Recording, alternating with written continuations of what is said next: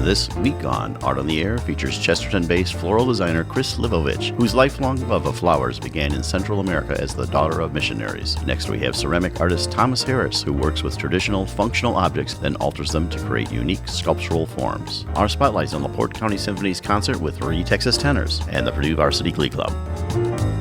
Express yourself through art and show the world your heart. Express yourself through art and show the world your heart. You're in the know with Esther and Larry. Art on the air today.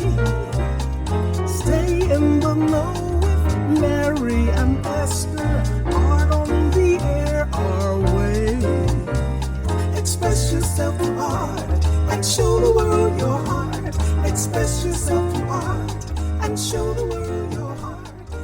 Welcome. You're listening to Art on the Air on Lakeshore Public Radio, 89.1 FM and WVLP 103.1 FM, our weekly program covering the arts and arts events throughout Northwest Indiana and beyond. I'm Larry Breckner of New Perspectives Photography, right alongside here with Esther Golden of The Nest in Michigan City. Aloha, everyone.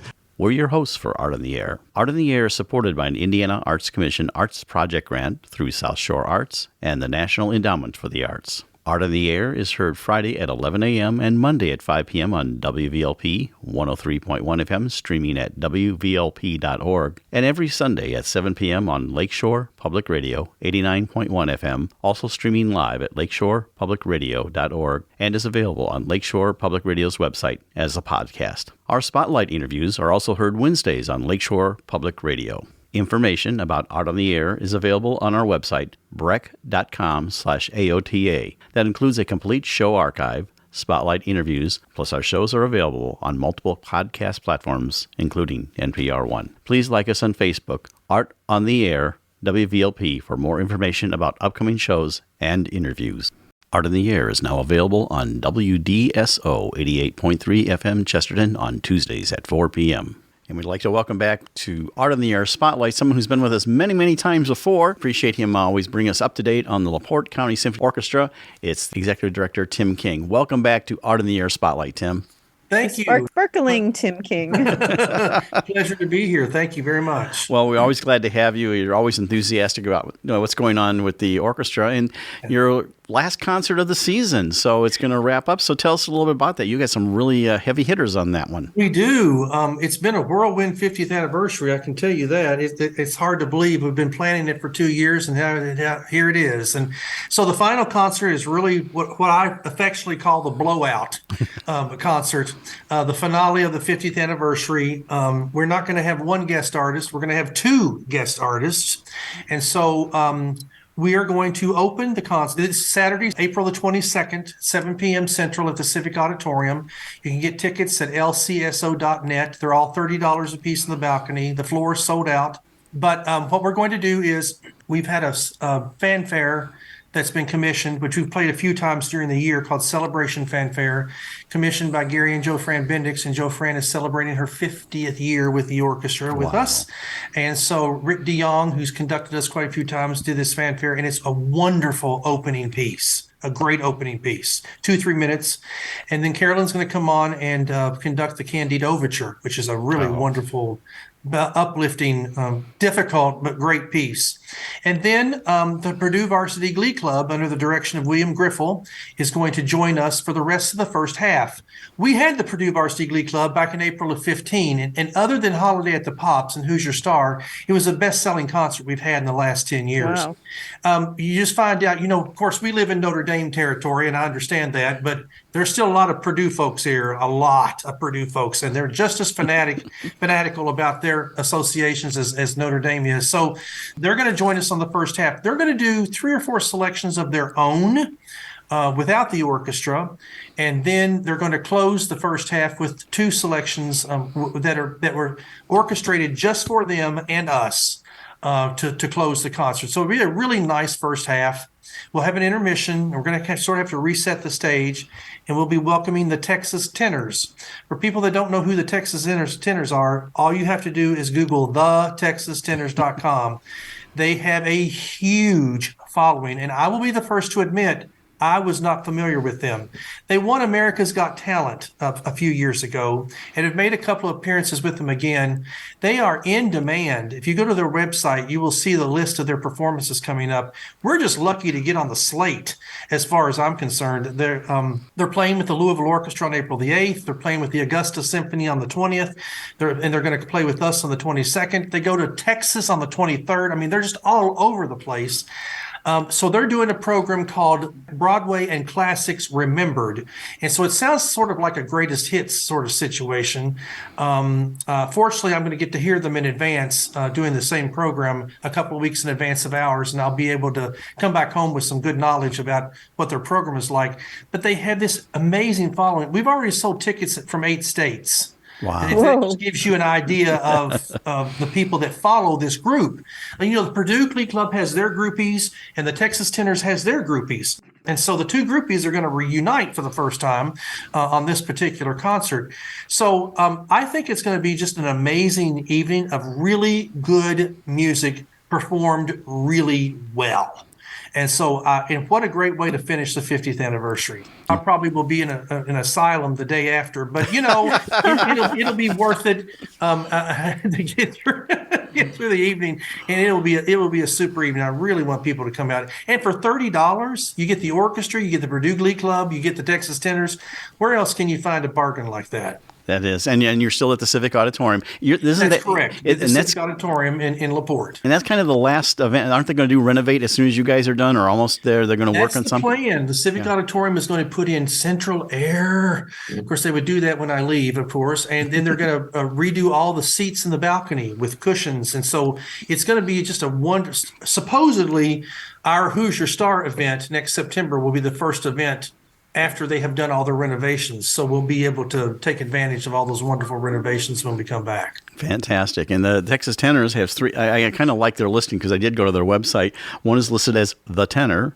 One is the contemporary tenor, and the other is the romantic tenor. Well, they've all been classically trained. That's the thing that amazed me about them. I've seen their resumes. They're classically trained, and they can do anything from pop to opera to country, you name it, it's there. And so I think that's going to be really appealing to a lot of different people. Well, you mentioned this, and we'll let our audience hear that you're wrapping up your tenure as executive director.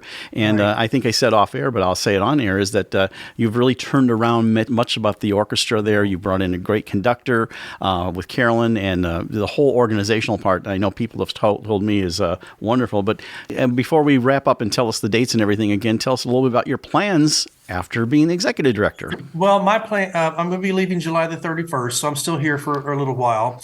Hopefully we'll get a new person in and I can spend some time with him or her that will be here. And I'm still going to be, I'm not going anywhere. I live here. I live in LaPorte County, and I want to be involved as a volunteer. I've been helping with this a la carte fundraising series during the summer ever since I first moved here, and I'll still be doing that. And I've gotten really involved in the whole planned giving aspect. So I'm going to be working with Lee Morris, who's a very, very well-known person around LaPorte County, and we're going to be working on the planned giving efforts for the orchestra to ensure the future. Excellent. Well, remind us of the dates and location one more time for your final concert. The Texas Tenors and the Purdue Glee Club with the orchestra, LaPorte County Symphony Orchestra, on Saturday, April the 22nd, 7 p.m. Central, at the Civic Auditorium in LaPorte. Tickets are $30 for the balcony, and there's general admission, and it's lcso.net. Well, that's outgoing Executive Director Tim King. We appreciate you always coming on Art in the Air Spotlight and informing us of everything that's going on. Yeah, congratulations on the 50th. Great. Thank you so much. Art on the Air Spotlight and the full 1-hour Art on the Air program on Lakeshore Public Radio is brought to you by Macaulay Real Estate in Valparaiso, Olga Patrician, Senior Broker. And as a reminder, if you'd like to have your event on Art on the Air Spotlight or have a longer feature interview, email us at aota@brech.com. That's aota@brech.com. Hi there, this is Public Radio theme composer B.J. Liederman, and you're listening to Art on the Air on Lakeshore Public Radio 89.1 FM and on WVLP 103.1 FM. We are pleased to welcome Kris Livovich to Art on the Air. Kris is a flower girl from the beginning. Her family encouraged her passion for flowers. Now, Kris is the owner of the dynamic Sugarfield Flowers in Chesterton, Indiana. Her style is fresh and modern with an unconventional elegance. Thank you, Kris, for joining Larry and I on Art on the Air. This is like the perfect conversation for spring. I'm so glad you're here. Thank you. Well, Kris, how we always like to start our interviews out is to find out a little bit about you, your whole, I call it, origin story. And so I always like to set it up like how you got from where you were to where you are now. So tell us the story of Kris. Sure. Well, as Esther said, a flower girl from way back. I grew up as a missionary kid in Mexico, although my very early years were in Guatemala, which is sometimes called land of eternal spring. So it got me into flowers very early on. There's endless pictures of me and my siblings with our noses stuffed in a flower where our dad was making us smell the beautiful bloom. And I just loved them from the beginning. I loved the different regions we were in, from tropical to arid to desert even. You can find beauty there. And my parents were very accommodating. We traveled quite a bit as missionaries. We drove from Chicago to Mexico and back again, and they were always wonderful about allowing me to stop and pick flowers along the way. In my bio, we do talk about there being flowers drying on the dashboard. I would often have flowers strung from coat hook to coat hook, the little coat hangers in the cars. I'd have those strung on strings. Kris, when I was growing up, we did the dandelion crowns and daisy chains. So what were you doing? What flowers did you do that with a variety of flowers? We did a lot of dandelions. In the region I grew up in, roses grew very, very easily. So I was endlessly stringing rose petals and just making big, long, dried potpourri strands that I would hang in my room or wear around my neck just for fun. So that was how I started with flowers, and just continued in my teenage years. We would go into Mexico City and to renew passports, and my parents would take me to the flower market, and I would bring my bundles home on the bus and just arrange them in the house, filling as many containers as I could. It was a lot of good practice for what I'm doing now. In college, my very first year of college, I started working at LaSalle Flowers in Chicago, which is an institution of its own. It's been around since the 40s, owned family business. I started working there and realized this was something I could do as a profession, and essentially dropped out of college right then and started in my job. My boss encouraged me. She sent me to a flower academy where you learn some of the basic mechanics, but your skills are really developed just by doing what you do. I have taken a lot of classes, continuing education, learning from people who also make beautiful art with flowers. But more than anything, since I started working at LaSalle, I've never looked back. I've just always had my hands in flowers. I'm just curious what we were going to study in college and pulled you away into flowers. Well, I was at Moody Bible Institute in downtown Chicago. I was studying Bible ed. As an 18-year-old, I really didn't know what I wanted to do. And my parents said, if you don't know, do a year at Bible college and then you can figure it out. And so you got to study Haggai and everything like that. So yes, and you know what? I was not a good student. I loved flowers. I really didn't love homework. So I can do any kind of homework when it comes to flowers, but when it comes to writing papers, not so much. Your arrangements always cheer me up and have, like whenever I need a boost, I just have to go look at your arrangements. And I watched your videos, and I have to say, like, as you were doing the demonstration flower arrangement, and you were doing it, and it just looks so beautiful. And then you like take out major components because you want to redo it. And I'm going like, no, no, it's so perfect. And then it just looks so much better too. I mean, they were such beautiful videos that you did. Well, sometimes with flowers, with arrangements, I think we all, including myself, have a tendency to overstuff.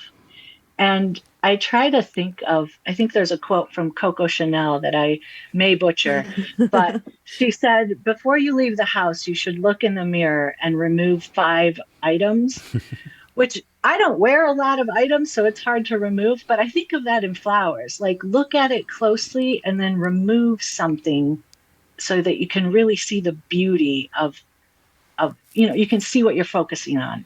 Right. And you had also said about squinting at it just to get the general shape and stuff. It was like a very informative video. You you squint, which gives you some of that negative space. You can see where you have holes that are purposeful and holes that are accidental, and fill it in that way. Friends of mine are Green Trail Farms, and so I love them. Oh, I know. They're just so wonderful. And they do these beautiful, exquisite arrangements as well. And I always love the ones that have herbs in them, or, edibles, even of rosemary, or, they're just. Yeah. Green Trail. It adds so much variety, and I mean, it adds to it because the flowers, some of them don't have an overpowering or even a slight fragrance. And when you put the herbs in there, it just is so delicious smelling. Right. So, Kris, I was going to take you back to LaSalle. How long were you at LaSalle? And then what's your move after that? You were there for X amount of years. And how did that develop with your family and everything? Yeah. So I was at LaSalle for quite a few years. In fact, I still go back and work for Valentine's Day, helping them out on each Valentine's Day. So I have never left LaSalle in one way. I've been working there since 1995. But when I got married, we had our first child and then second child on the way, early 2000s, and realized we needed to live somewhere other than a third floor walk up in the city. So we found a little place in Indiana, town where we both went to high school, in Chesterton. And I commuted for a tiny bit, took my hours down to part-time, but then really just embraced being a mother. So we very quickly had 4 children, and I dove into homeschooling and raising them with beauty. My husband is an English teacher, so he is all about raising them with literature and words.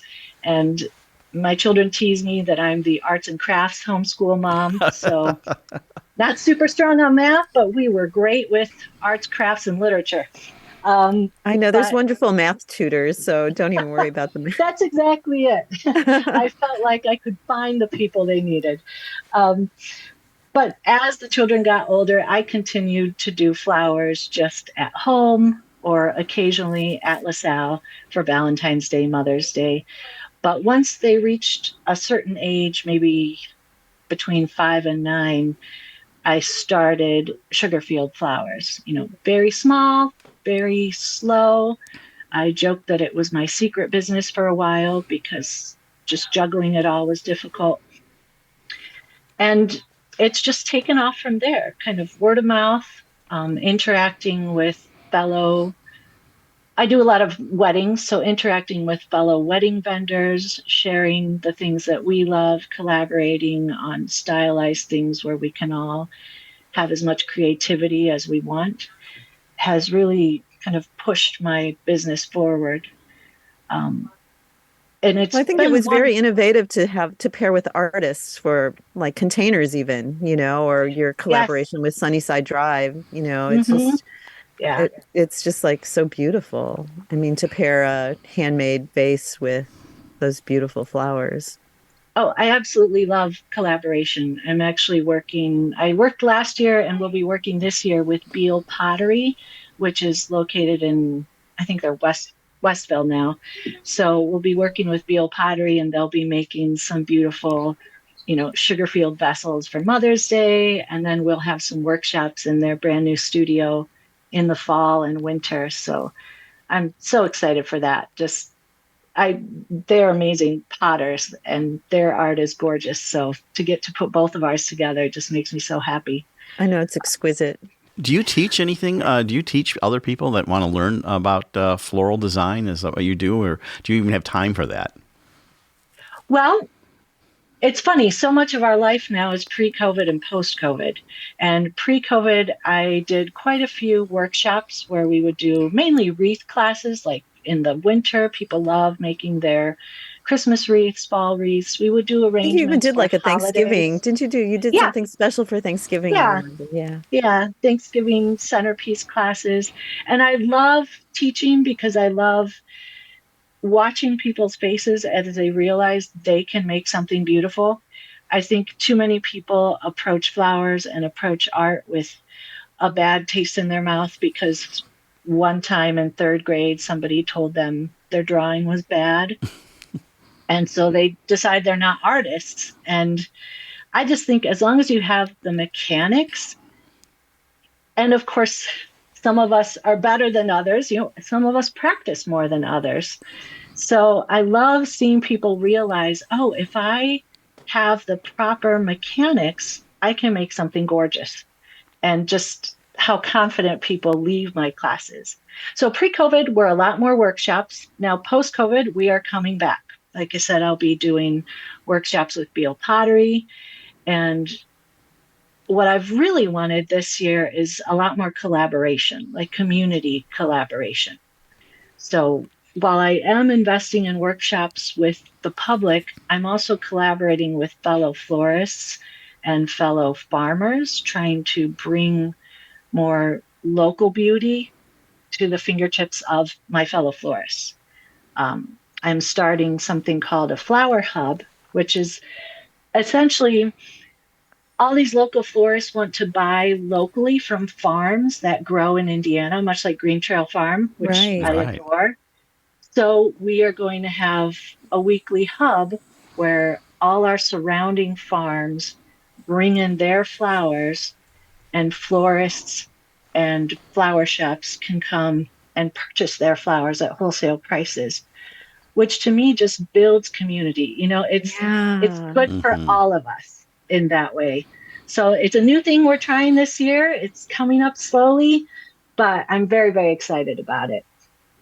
Do you still source flowers like from South America? I remember speaking to a guy who actually was a pilot. And he was actually a pilot, and he what he did with like an airliner size thing was fly flowers from Colombia back to the States, and that was what he did. So, I mean, do you source flowers from South America still? And Yes, I source flowers from all over. We have them from, my roses come from Ecuador. I purchase quite a bit from Holland.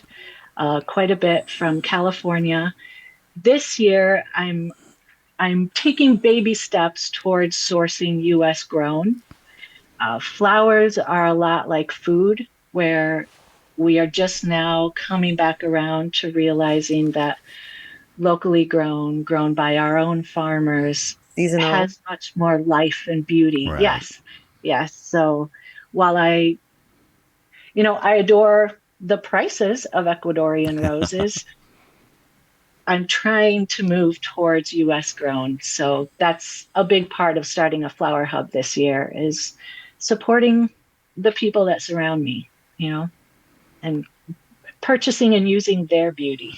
You can even see it grow to where they're trading, like specialty flower seeds, and everybody grows because of this hub that, you're creating. There'll be so much sharing. Yeah, exactly. Because local farms can grow things that just don't ship well. There are certain flowers that if you only buy flowers from Colombia or flowers from Holland, there are certain flowers that do not ship well. And my local farmer can grow them for me, which just brings that extra beauty and that extra movement to my arrangements. Right. I never know every week what Green Trail Farm is going to have, because they surprise themselves sometimes with what grows. Right. Yeah. Or what did well this year as opposed to last year. So yes. It's always delightful. You know what I learned from your video, which was so much fun, and I can't believe I didn't think to reflex tulips. Yes. That was like, I just feel like I just can't wait to like practice. And Yeah. it will change like the way the arrangements look so much. So that video is like really wonderful. Fascinating how many little tricks that we use to make things look more natural, Kris, now you may not even have the answer to this question, but I'll throw it out there. With climate change, is where flowers are going to be sourced from and grown maybe changing? Are you seeing that yet, or maybe it hasn't affected the flower industry? It is starting to affect the flower industry. Basically, like the flooding in California. We've also had a lot of flooding in Florida, which a lot of the country's greenery comes from. Almost any kind of fern, ivy comes from Florida. So with flooding, with wildfires, with different things like that, it very much has affected flowers coming from those parts of the country. Not so much climate change, but COVID really affected the global market just because farms didn't have workers, couldn't use their crops. So they ended up destroying crops. Whole farms went under simply because, you can only go so long without selling your product. But climate change is huge in what we're trying to do moving forward. Going back to that flower hub, going back to keeping things a little closer to home. The big problem is education. Much like food, we think we should be able to get any kind of flower at any time of the year. Well, strawberries in December don't taste as good as strawberries in June, much like tulips in December or tulips in August aren't as beautiful as tulips in the spring. So we all need to, it's, I think, my job and florist's job to educate people as to what flowers really are and to focus on that ephemeral beauty rather than on-demand beauty. One other question, and this is like asking you, who's your favorite child? Do you have a favorite flower? Well, they change seasonally. Yeah. So, as they should. Yes. In spring, I love all the types of daffodils. And if it's warm enough, the early peonies. Lily of the Valley. Yes, lily of the valley. I think certain flowers, I love them because they are so short-lived. Yeah. If you have something that you have to treasure for a week and then it's gone, it just is that much more beautiful. In fall, there's heirloom mums, chrysanthemums that are kind of spidery and weird looking. In the winter, of course, you can force an amaryllis, which I did this winter, and it lasted so long, I finally threw it away at the beginning of March because I was like, I am done with you. I've seen enough amaryllis. But so there's all different kinds, but every season is a special flower.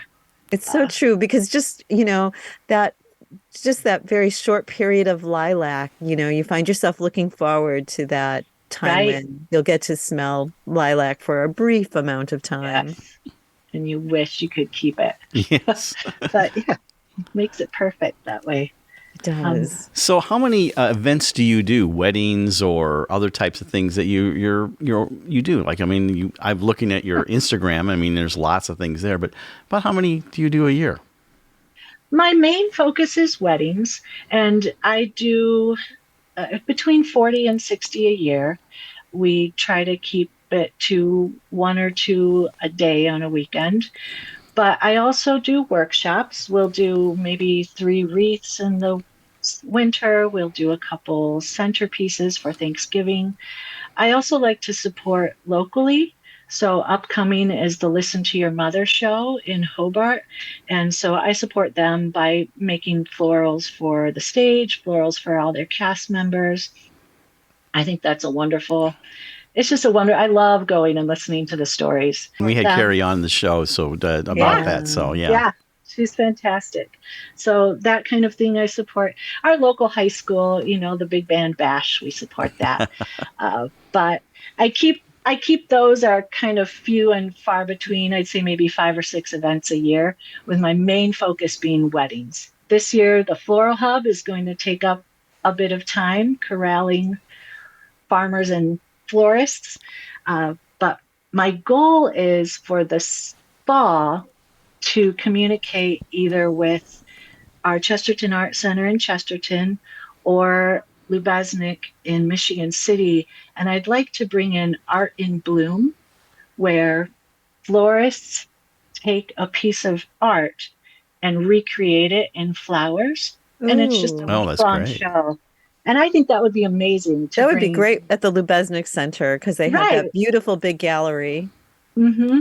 So bring it in regionally, because it happens in New York City and, out east on the East Coast, but I think we should bring it to the Midwest. I think that's a great idea. And of course, Hannah, the executive director of Chesterton Art Center, would be interested in probably that. So, yes. Well, we can chat about that. So that's a great idea. So, yeah.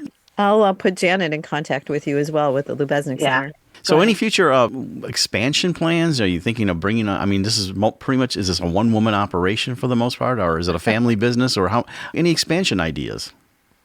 It is a family business in that both my daughters have flower children for years. Yes. So they design.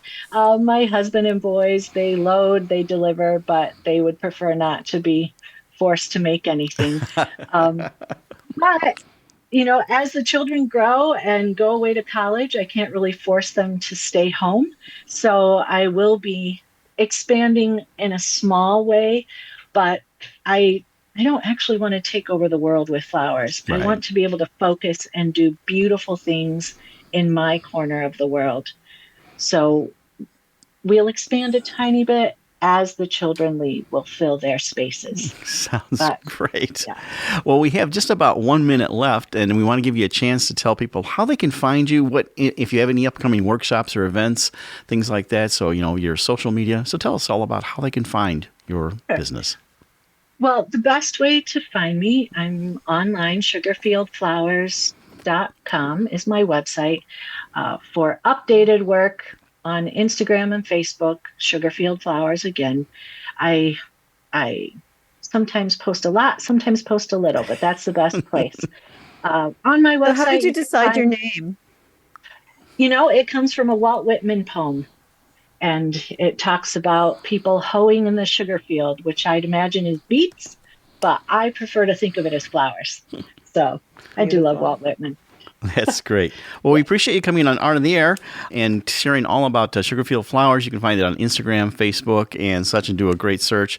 That's Kris Livovich, and she's available there. Thank you so much for sharing your journey and your story on Art on the Air. Yeah, such a happy one. Thank you. And wonderful. Thanks.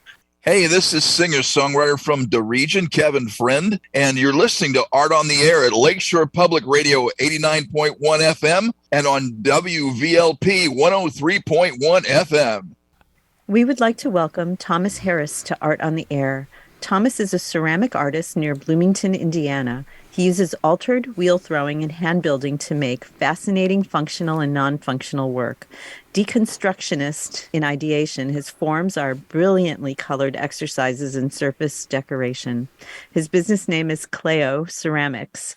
Thank you, Thomas, for joining Larry and I on Art on the Air. Aloha and welcome. Hi. Hi. Good to be here. Yeah, it's good to see you. It's been ages and ages and then more ages. Right.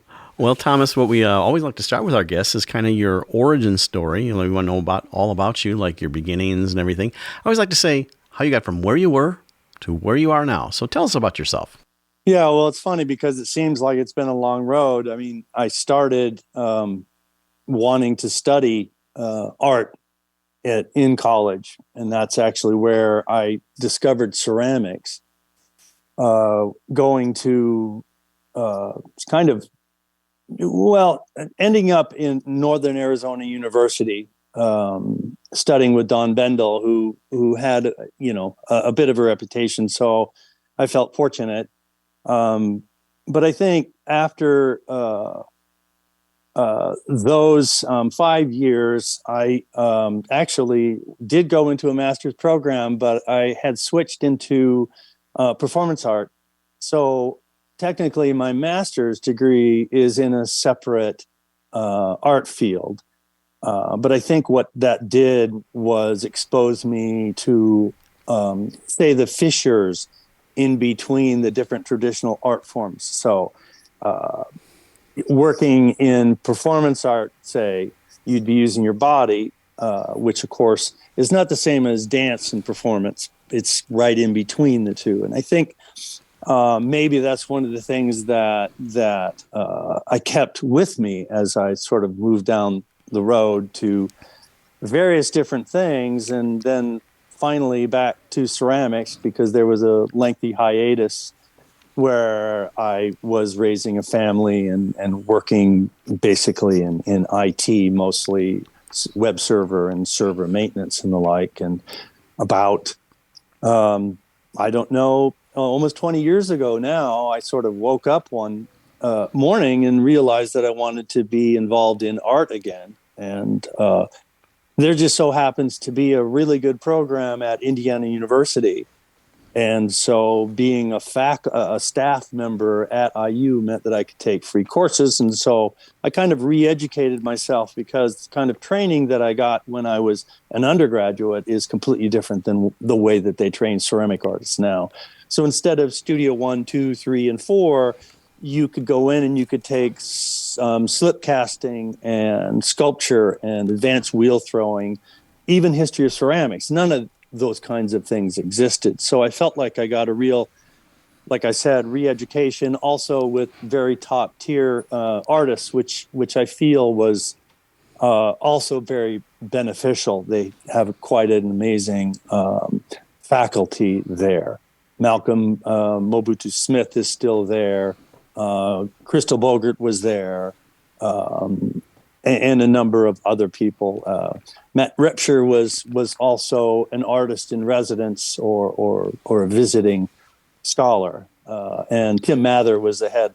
So I really benefited from that. And then I think easily enough, I kind of felt myself in this dilemma where I had all this work piling up and I didn't really know what to do with it. So I tried different ways of selling it, like a cooperative gallery. And then I started doing art fairs, and really I have been doing art fairs ever since. So for about the last 20 years, that's been my main focus, which paired fairly well with the fact that I really was still working full time, in IT. But I was actually working full time as an artist at the same time, given the number of art fairs that I was doing. And then it's just a matter of the importance of photographs. With getting into art fairs, they don't usually see your work live; they see photographs of it. So that's where I put a lot of my focus, and so I'm still doing that. I do during the pandemic. I still have a desire to have when you submit in your work for an art fair. Of course, they're going to jury it. But what I found is that even some of the top tier art fairs don't necessarily say, is there a ceramic artist who's a professional who is jurying in my work? So one of the things I did during the pandemic is make sure, since all the art fairs were closed, that I applied to a number of national exhibitions that were always juried by very well known ceramic artists. And so I'm trying to work both on, call that for an artist, I'd say that's your resume when you're getting into well-known exhibitions, as well as going to art fairs. And I think the thing about these art fairs that I've been going to is I always try to get into better and better art fairs, is that provides me with a lot of exposure, and definitely met a lot of people, a lot of contacts there. Thomas, I want to take you back to like 5 years old. And so did you grow up in an artistic household? What was your elementary school art experience like? I mean, we want to know where it all started. I really think that the only exposure that I had in my memory was more like maybe middle school, where I had an older sister who was interested in art and wanted to become an artist. And so that's about the only influence that I can recall. So we're talking about 12 or 13. And so, I did one or two paintings, but I didn't, even though I felt like I kind of joined in on the idea of wanting to be an artist, I didn't really have much motivation to do any kind of work other than, say, find a photograph and then try to do a painting of that. And ironically, it was until I went to a private school, Catholic school, with a kind of a non-existent art program. And then I moved to a public school my final year, and they had an extensive program. So I got exposure to all of these different forms. So I took painting there and printmaking. I didn't take ceramics, but I mean, I took art classes just that one year, and that's what prompted me to go to study art. And I think when you get into a BFA program, one of the best things about a BFA program is that it basically has you take courses in every different medium. And so, not only printmaking and painting and sculpture, but ceramics as well. And it just seemed to kind of set with me that there's something very prosaic about throwing, because you're throwing cylinders. And so when you're throwing on the wheel, cylinders are made, and that means functional pieces in general are what people put out. And I would even say that in my 5 years, well, actually, I studied ceramics literally for 3 years because of a transfer to NAU. But in those 3 years, I would say most of the people, and Don Bendel as well, were making vessels of one kind or another. And I don't think it was until I moved and started studying more here at IU, where I was exposed to all the multiple facets of the ways that people were using ceramics. Thomas, from the get-go, because now that I'm listening to you, I can understand where the performance art, I mean, your pieces have a lot of movement in them, and you see the work differently. And so as you talk about the painting, because that's what's so unusual about your pieces. I mean, the way you work, all of it, not only just the physical form of it, but also the decorative form of it. So from the get-go, were you incorporating all of that in the pieces? Did you see them that way? Or so what were those early functional and sculptural pieces like? No, I think really what I was doing was working mostly with breaking out of the idea that what I'm making technically on the wheel was a functional thing. And one of the best experiences that I had was with Matt Repsher. He's an artist out of Santa Fe who was at IU for a couple of years. And his advanced technique class would have us just do things like where you're throwing on the wheel, but when he would demonstrate, he'd say, okay, you're going to make a series of letters that you're going to throw on the wheel. Well, how do you make a letter A if you're throwing on the wheel, right? Got that hole in the middle and, the two legs. And he would do these demonstrations where he'd be throwing something, and he didn't say, the idea of what is a quality work that's being thrown is very different if it's a functional piece versus a sculptural piece. If your intent isn't to make it functional. And so he would throw something, and it might have 20 pounds on the wheel, and he would throw it halfway, then he would cut it off and he would turn it upside down and shape it in various ways. And so it helped me to see that, I didn't have to have, here's my hammer and there's my nail, right? And if all you have is a hammer, then everything else is a nail. It became a tool which allowed for a lot more flexibility. And I think that's how I like the idea of creating forms on the wheel. There's something definitely very contemplative. It's an element of practice, right? And so just I will be throwing something, and then that piece is just a thrown object. Like the thrown piece is the canvas. because I haven't done anything with it, because that thrown shape is not the shape that I'm going to end up with. Right. I'm gonna cut it. I'm going to fold it. I'm going to put some surface decoration. There are steps in ceramics that I suppose you could avoid, but I mean, you have the basic element of taking the clay and making it in a wet format, and then drying it, and then putting it in the kiln, and then bisque firing it. At least the standard approach is what I do. And then once you bisque fire it, then you apply the surface decoration. So there's almost a necessary separation between form and surface decoration. Definitely, And so there's a lot of, for me, observation. How do I match the appropriate surface decoration to the way that I'm creating my pieces?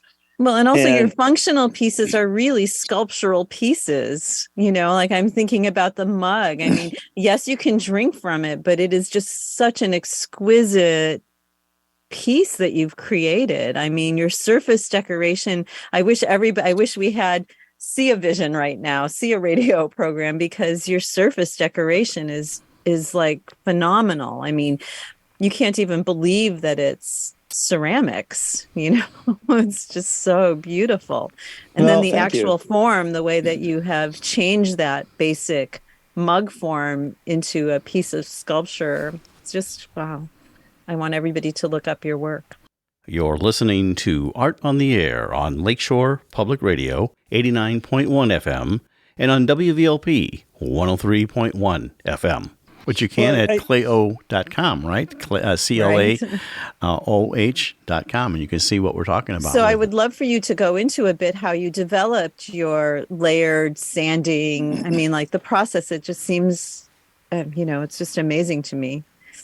Well, I think that even after finishing the studies, what happens is that there's still a thirst for knowledge, and I think of in past centuries where I lived in Paris for a couple of years and have been to the Louvre. And one of the things that I found very striking was that during the 18th and 19th century, artists would go and set their easels up in front of these paintings, and then they would copy them verbatim. Well, some of these artists were very famous. And, after they went through the process of copying the masters, they came up with their own vocabulary.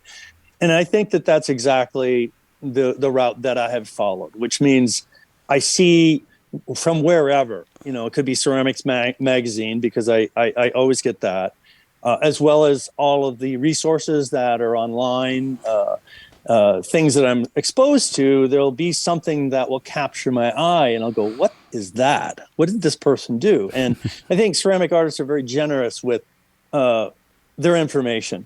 Yes. And I've had exposure to some of these techniques that people have used, and I have used them. Like Jen Schwarzkopf is a fairly well-known current artist who uses she creates wheel-thrown forms, and then she adds pieces onto them. Well, I would have to credit her, at least in part, to the fact that I'm using additive altered pieces in a ceramic format. And I would even credit Matt Repsher again because of an exercise that he gave me when I was taking his class, where he wanted us to make something like 30 cups. Well, or cups or mugs. And after you've made 30 of them, you're like, okay, how do I make this one different? How do I make that one different?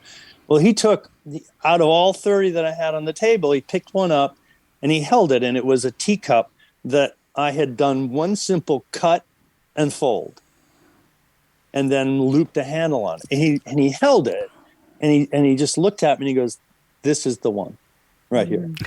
And so, I think even that kind of feedback, which is his way of saying, now this is a thing that you need to pursue, because he says this is the one. Well, I still make that form. I'll tell you right now, I have that. I kept that very piece. And it looks like from another era, but I do that same teacup form where I have a shallow teacup and then cut it and fold it and loop the handle, and The surface decoration is completely different, though. So yeah, that was my first cut and my first fold. But I feel like my vocabulary is centered around wheel throwing and altering, sometimes additive progression.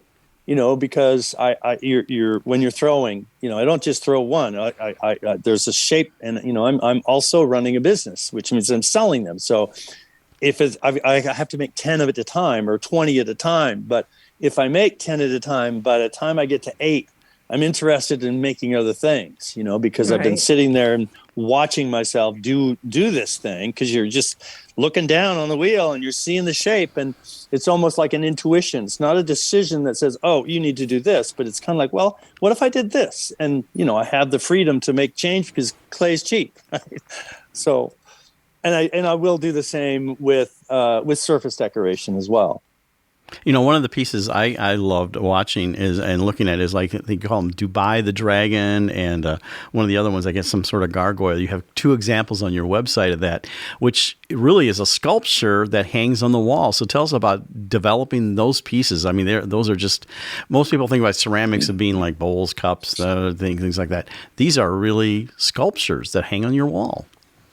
Well, they are, and the interesting thing is I consider them functional, because that's essentially what gargoyles are, right? They were initially meant to be put on the side of the house and to take water away. And of course, we don't really need to do that anymore. But those pieces are hand built, and I'm not really sure why I started to do that. But I felt like after making, I'm sure I've made 100 of them.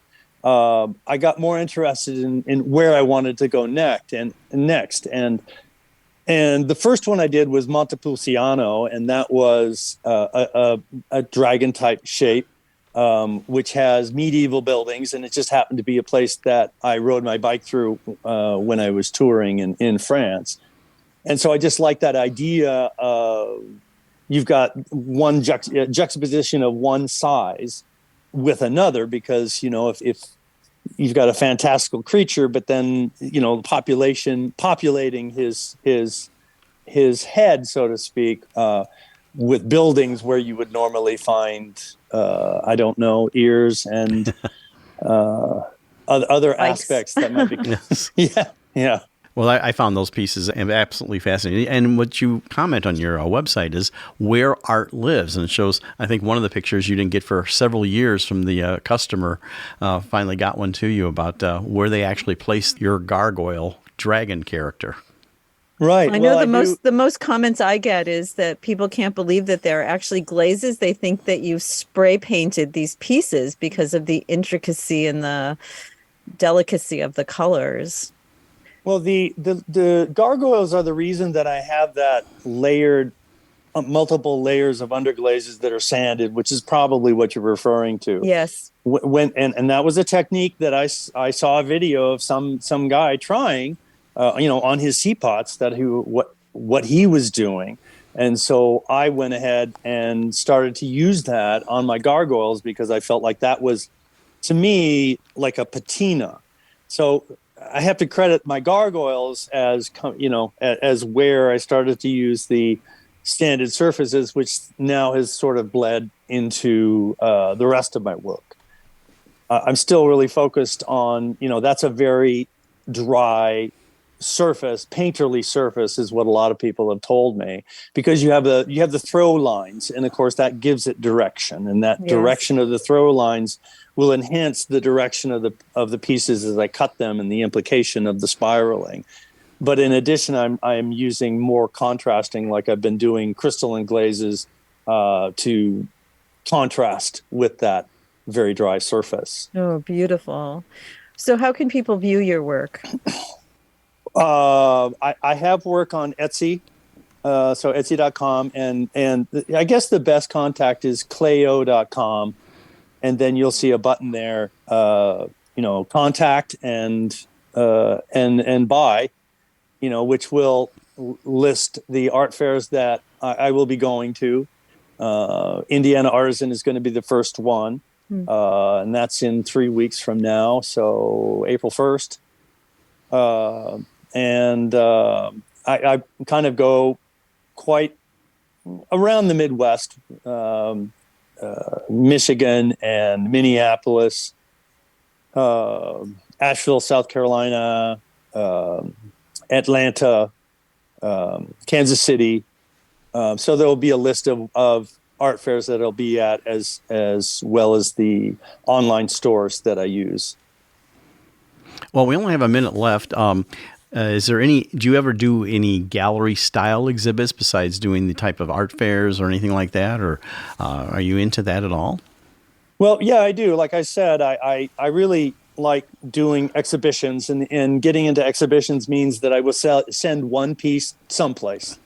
So in the last couple of years, probably the biggest show that I've gotten to do twice is the Strictly Functional Pottery National, which is a really big show in Pennsylvania.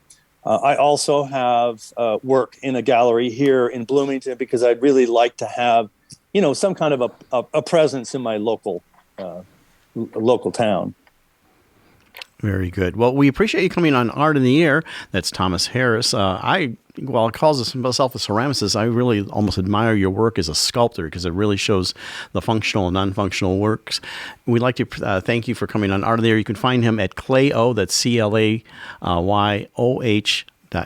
and you can find out more about his work, view it, and everything like. Thomas, thank you so much for coming on Art on the Air.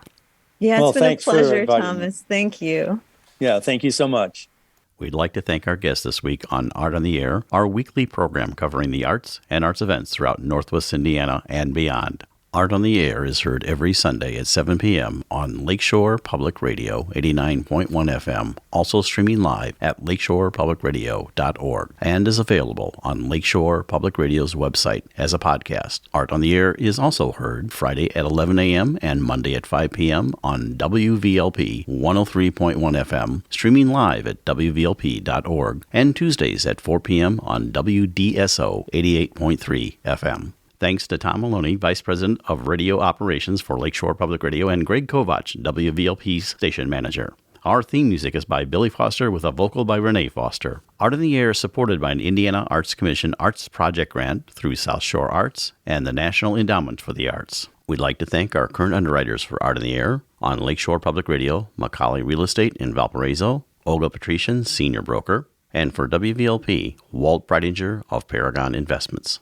So we may continue to bring you Art on the Air. We rely on you, our listeners and underwriters, for ongoing financial support. If you're looking to support Art on the Air, we have information on our website at breck.com/AOTA, where you can find out how to become a supporter or underwriter of our program in whatever amount you are able. And like I say every week, don't give till it hurts. Give till it feels good. You'll feel so good about supporting Art on the Air. If you're interested in being a guest or sending us information about your arts-related event or exhibit, please email us at aota@breck.com. That's aota@breck, BRECH.com, or contact us through our Facebook page. Your hosts were Larry Breckner and Esther Golden, and we invite you back next week for another episode of Art on the Air. Aloha, everyone. Have a splendid week. Express yourself through art and show the world your heart. Express yourself through art and show the world your heart. You're in the know with Esther and Larry. Art on the Air today. Stay in the know with Larry and Esther. Art on the Air our way. Express yourself through art and show the world your heart. Express yourself through art and show the world